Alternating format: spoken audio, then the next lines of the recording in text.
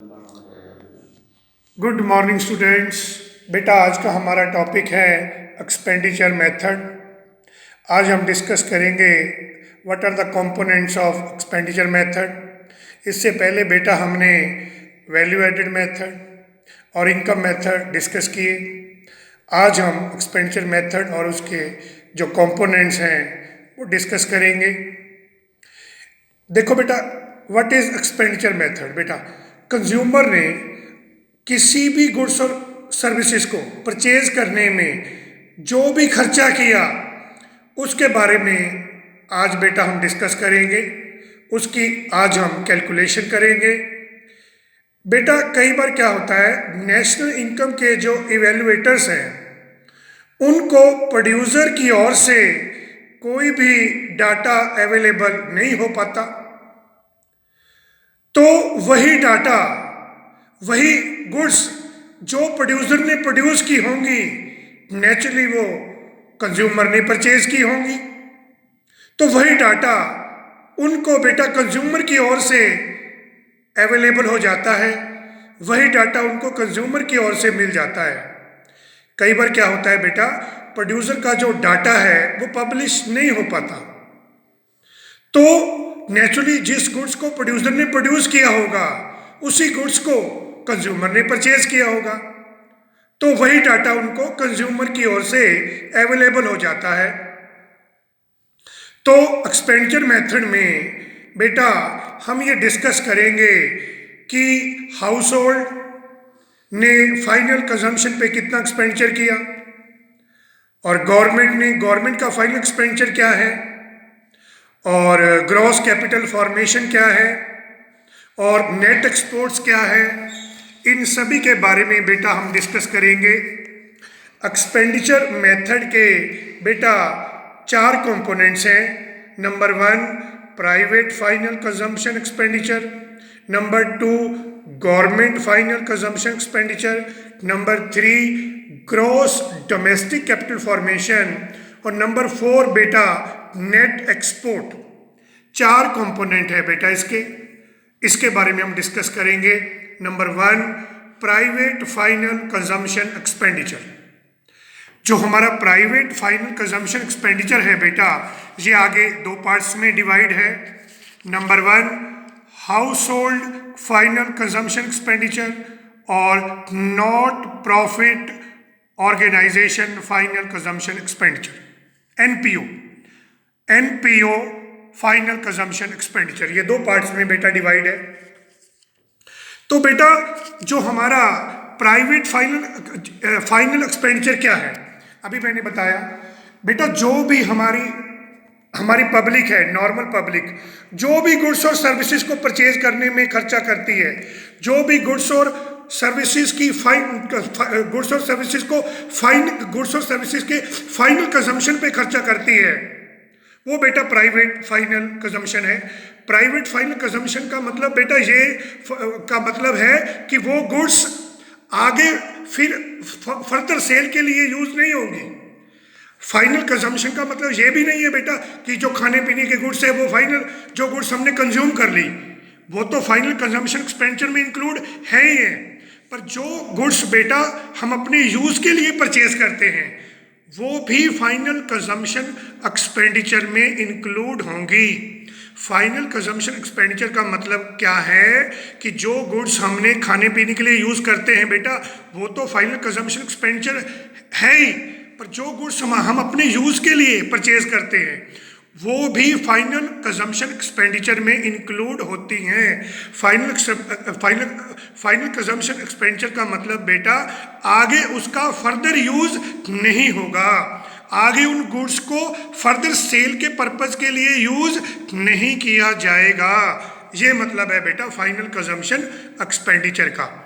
मान लो आपने कोई कैलकुलेटर परचेज किया, मान लो आपने कोई मोबाइल परचेज किया, तो इसको हम क्यों परचेज करते हैं? यूज करने के लिए, तो ये भी बेटा फाइनल कंजम्पशन एक्सपेंडिचर में इंक्लूड होंगी। अब मैंने मोबाइल परचेज किया, आपने मोबाइल परचेज किया, आप कैलकुलेटर का यूज कर रहे हो, तो ये भी फाइनल कंजम्पशन एक्सपेंडिचर में ही इंक्लूड होगा, बशर्ते कि हम इसको परचेज आगे फर्दर सेल करने के लिए ना करें। किसी भी गुड्स को हम आगे उसका यूज फर्दर सेल करने के लिए अगर नहीं करते तो वो सभी गुड्स फाइनल कंजम्पशन एक्सपेंडिचर में बेटा इंक्लूड होंगी। बात समझ आई? जो गुड्स हम खाने पीने के लिए यूज करते हैं वो तो नो डाउट कि फाइनल कंजम्पशन एक्सपेंडिचर में इंक्लूड होंगी। वो सभी गुड्स जिसको हम यूज करने के पर्पज से परचेज करते हैं वो भी फाइनल कंजम्पशन एक्सपेंडिचर का ही पार्ट है। जैसे मैंने कैलकुलेटर परचेज किया, मोबाइल परचेज किया, क्यों परचेज करते हैं? यूज करने के लिए। तो ये भी फाइनल कंजम्पशन एक्सपेंडिचर का ही पार्ट है, बशर्ते कि हमने इस मोबाइल को, इस कैलकुलेटर को आगे फर्दर सेल करने के लिए यूज ना किया हो, परचेज ना किया हो। बस ये बात मेरी याद रखनी है। अब मैंने क्या बताया बेटा?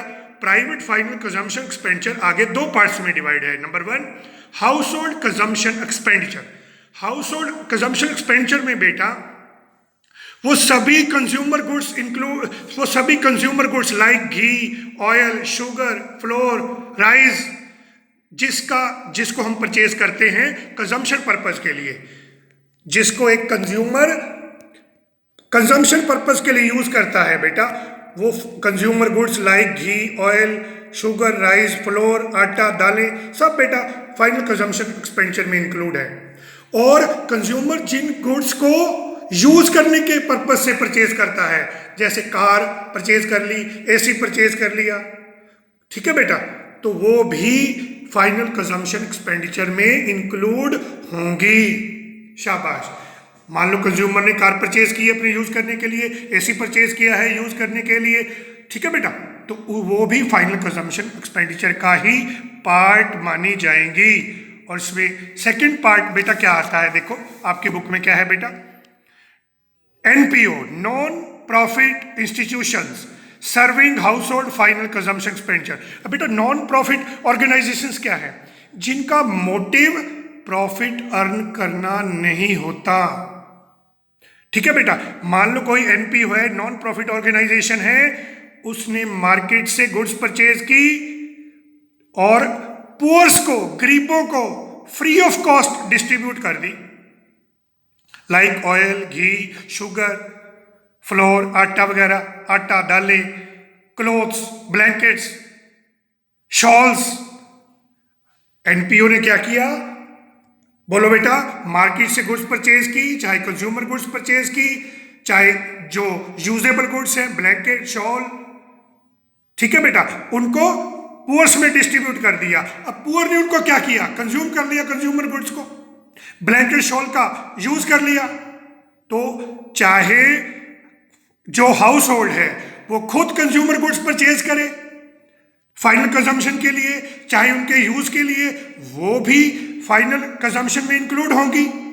चाहे NPO, non profit organisation, market से गुड्स परचेज करके पुअर्स में फ्री ऑफ कॉस्ट डिस्ट्रीब्यूट कर दे, और कुछ शॉल्स, ब्लैंकेट्स वगैरह पुअर्स के लिए यूज करने के लिए डिस्ट्रीब्यूट कर दे, और पुअर्स उन कंज्यूमर गुड्स को यूज कर ले, तो वो भी फाइनल कंजम्पशन का ही पार्ट मानी जाएंगी।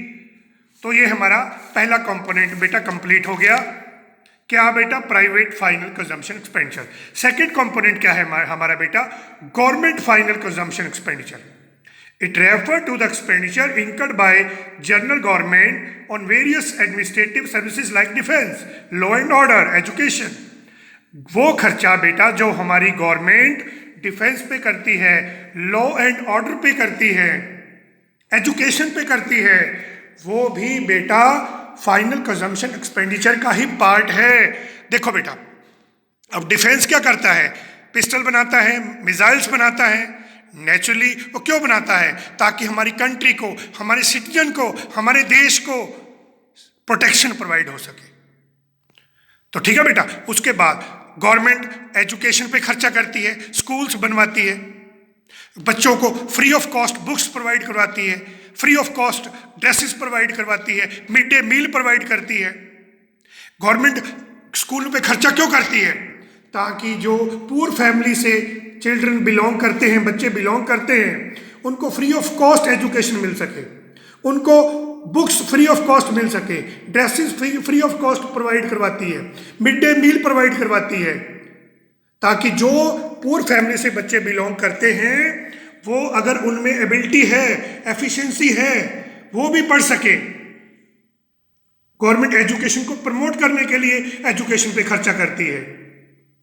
उसके बाद बेटा जो गवर्नमेंट लॉ एंड ऑर्डर पे खर्चा करती है, ठीक है बेटा, लॉ एंड ऑर्डर को मेंटेन करने के लिए, मान लो आप गाड़ी चला रहे हो, ठीक है, आपने सीट बेल्ट नहीं बांधी, आप बाइक चला रहे हो, आपने हेलमेट नहीं पहना, आपके पास इंश्योरेंस नहीं है, आरसी नहीं है, तो गवर्नमेंट आपको क्या लगाती है? पेनल्टी लगाती है। पुलिस वाले क्या करते हैं? आपका चालान कर देते हैं। तो गवर्नमेंट ने जो ये पुलिस वाले हैं जगह जगह पे क्यों तैनात कर रखे हैं? ताकि कंट्री में लॉ एंड ऑर्डर को मेंटेन किया जा सके। अगर गवर्नमेंट जगह जगह पर पुलिस तैनात बेटा नहीं करेगी तो कोई भी हेलमेट नहीं पहनेगा, कोई भी सीट बेल्ट नहीं बांधेगा।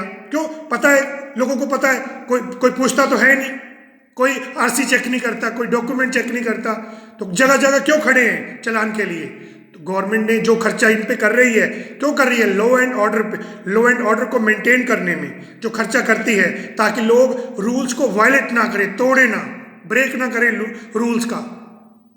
तो ये भी सारा खर्चा बेटा जो गवर्नमेंट करती है, ये भी फाइनल कंजम्पशन एक्सपेंडिचर का ही पार्ट है। थर्ड कंपोनेंट क्या है बेटा आपका? Gross domestic capital formation.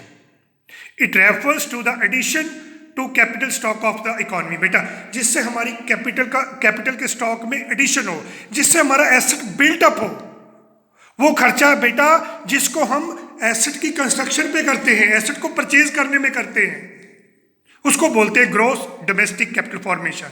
जिससे हमारी इकोनॉमी का स्टॉक में एडिशन हो, हमारा एसेट बिल्टअप हो। और बेटा जो ग्रॉस डोमेस्टिक कैपिटल फॉर्मेशन है वो दो पार्ट्स में डिवाइड है। Number 1 gross fixed capital formation, number 2 change in stock. Number 1 क्या बोला मैंने? शाबाश। Gross fixed capital formation, it refer to the expenditure incurred on purchase of fix asset. ये वो एक्सपेंडिचर है जिसको हम फिक्स एसेट को परचेज करने में खर्च करते हैं। वो खर्चा fix asset like plant, machinery, land, building, fix asset को परचेज करने में बेटा हम जो भी खर्चा करते हैं उसको क्या बोलते हैं? Gross fixed capital formation. शाबाश, फिर बोलो बेटा। ग्रॉस डोमेस्टिक कैपिटल फॉर्मेशन दो पार्ट्स में डिवाइड है। Number 1 gross fixed capital formation, number 2 inventory investment. और ग्रॉस फिक्स कैपिटल फॉर्मेशन आगे बेटा 3 पार्ट्स में डिवाइड है। Number 1 gross business fixed investment, number 2 gross residential construction investment, number 3 gross public investment. Number 1 gross business fixed investment, it includes expenditure on purchase of new plant, machinery, equipment. अगर कोई private firm, कोई private company किसी plant को, किसी machine को purchase करने में कोई खर्चा करती है, अगर हम बेटा कोई न्यू मशीन परचेज करें, कोई इंपोर्टेड मशीन परचेज करें बाहर से, उसकी लाइफ कितनी होगी? 15 साल, 20 साल। खर्चा तो हम वन टाइम करेंगे, पर उसका जो प्रॉफिट जनरेट होगा वो लॉन्ग लाइफ 20 साल, 30 साल तक उस मशीन से प्रॉफिट जनरेट होगा। तो उस मशीन को खरीदने में, उस प्लांट को परचेज करने में हमने जो खर्चा किया उसको क्या बोलेंगे? Gross business fixed investment. दूसरा क्या है बेटा? Gross residential construction investment, it includes expenditure on purchase और construction of new house by the household. अगर कोई इंडिविजुअल, अगर कोई नॉर्मल पर्सन अपने किसी मकान को परचेज करने में खर्चा करता है, किसी मकान की कंस्ट्रक्शन में कोई खर्चा करता है, तो वो उसको क्या बोलेंगे? Gross residential construction investment. अगर कोई नॉर्मल पर्सन, शाबाश, किसी हाउस की कंस्ट्रक्शन में कोई खर्चा करता है, किसी हाउस को परचेज करने में कोई खर्चा करता है, तो उसको बेटा बोलेंगे ग्रॉस रेजिडेंशियल कंस्ट्रक्शन इन्वेस्टमेंट। इसका थर्ड पार्ट क्या है बेटा? Gross public investment. अगर गवर्नमेंट पब्लिक के वेलफेयर के लिए कोई खर्चा करती है, कोई फ्लाईओवर बनवाती है, कोई ब्रिज बनवाती है, कोई रोड्स बनवाती है बेटा, ठीक है बेटा, तो वो क्या है? उसको बोलते हैं ग्रॉस पब्लिक इन्वेस्टमेंट। पब्लिक के बेनिफिट के लिए अच्छे रोड बन रहे हैं, ठीक है बेटा, अच्छे अच्छे फ्लाईओवर बन रहे हैं, ब्रिज बना रही है गवर्नमेंट, डैम्स बना रही है, पार्क बना रही है अच्छे अच्छे, तो किसके फायदे के लिए? पब्लिक के फायदे के लिए। तो उसको हम क्या बोलेंगे? Gross public investment. तो बोलो बेटा, gross fix capital formation 3 parts में डिवाइड है। Number 1 gross fix investment, gross residential construction investment, gross public investment. अब ग्रॉस डोमेस्टिक कैपिटल फॉर्मेशन फिर बोलो बेटा 2 पार्ट्स में डिवाइड है। ग्रॉस फिक्स कैपिटल फॉर्मेशन वो मैंने आपको बता दिया 3 पार्ट्स में डिवाइड है। इसका सेकंड पार्ट है इन्वेंट्री इन्वेस्टमेंट। इन्वेंट्री इन्वेस्टमेंट का मतलब क्या है बेटा? It is included as a investment item because it represents the goods produced but not use for current consumption.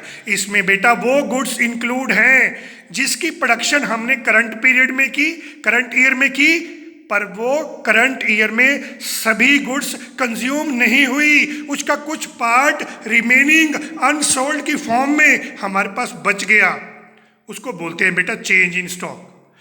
और change in stock equal to difference between the closing stock and opening stock. अब change in stock क्या है बेटा? Difference between closing stock and opening stock. Closing stock क्या है बेटा? Current year में मान लो हमने 5 लाख यूनिट्स बनाए, उसमें से 4 लाख यूनिट्स हमने सेल कर दिए, हमारे पास कितने बच गए? 1 लाख यूनिट्स। तो बेटा जो 1 लाख बच गए वो क्या है? हमारी करंट प्रोडक्शन, करंट मैन्युफैक्चरिंग का ही पार्ट है। जो करंट मैन्युफैक्चरिंग का पार्ट है उसको बोलते हैं क्लोजिंग स्टॉक। ओपनिंग स्टॉक क्या है बेटा? पिछले साल जो हमारा स्टॉक बच गया था क्लोजिंग, वो नेक्स्ट ईयर का क्या हो जाएगा? ओपनिंग। ओपनिंग स्टॉक कभी भी करंट ईयर की प्रोडक्शन का पार्ट नहीं होता। ओपनिंग स्टॉक बेटा लास्ट ईयर की प्रोडक्शन का पार्ट है, पर वो इंक्लूडेड करंट ईयर की प्रोडक्शन में है, इसलिए बेटा हम उसको क्या कर देंगे? माइनस कर देंगे, डिडक्ट कर देंगे। Change in stock equal to closing stock minus opening stock. Opening stock को क्यों माइनस किया? क्योंकि ये करंट ईयर की प्रोडक्शन का पार्ट नहीं है, ये प्रीवियस ईयर की प्रोडक्शन का पार्ट है, तो इसलिए बेटा हम इसको माइनस कर देंगे, डिडक्ट कर देंगे। Change in stock equal to closing stock minus opening stock. तो बेटा ये 3 पार्ट्स हमारे कंप्लीट हो गए। फोर्थ पार्ट हमारा क्या है? फोर्थ हमारा कंपोनेंट क्या है? Net export. Net export means it refer to the difference between export and imports of a country during a period of 1 year. बेटा नेट एक्सपोर्ट क्या है? Difference between export and import. अब बेटा हम expenditure method में सिर्फ output को ही include करेंगे, ठीक है बेटा? जो आउटपुट हमारी इंडिया में हुई है, डोमेस्टिक टेरिटरी में हुई है। अब बेटा नेट एक्सपोर्ट क्या है? Difference between export and import. Export क्या है बेटा? Export refer to the expenditure by foreigners on purchase of domestic product. बेटा एक्सपोर्ट वो पार्ट है जो कि जो गुड्स हमारी डोमेस्टिक टेरिटरी में प्रोड्यूस हुई है, पर उसकी डिमांड किसने की? फॉरेनर्स ने, इसलिए हम एक्सपोर्ट करते हैं। Exported goods have been produced within the country's domestic territory. Exported goods क्या है? जो हमारी डोमेस्टिक टेरिटरी में प्रोड्यूस हुई हैं। जो हमारी डोमेस्टिक टेरिटरी में प्रोड्यूस हुई हैं वही बेटा हमारी नेट एक्सपेंडिचर मेथड के कंपोनेंट में इंक्लूड होंगी। इंपोर्ट्स क्या है? जिसकी डिमांड कौन करेंगे? रेजिडेंट, पर वो गुड्स प्रोड्यूस कहाँ हुई होंगी? Outside domestic territory. Foreign territory में जो गुड्स प्रोड्यूस होती है बेटा वो क्या है? इंपोर्ट है। तो इंपोर्ट हमारी डोमेस्टिक टेरिटरी का पार्ट नहीं है, इसलिए हम इसको क्या करेंगे? माइनस कर देंगे। आप जो 4 कंपोनेंट है उसमें डायरेक्टली एक्सपोर्ट ऐड भी कर सकते हो, इंपोर्ट माइनस भी कर सकते हो। अगर एक्सपोर्ट माइनस इंपोर्ट कर दो तो क्या आ जाएगा? Net export. बात एक ही है बेटा।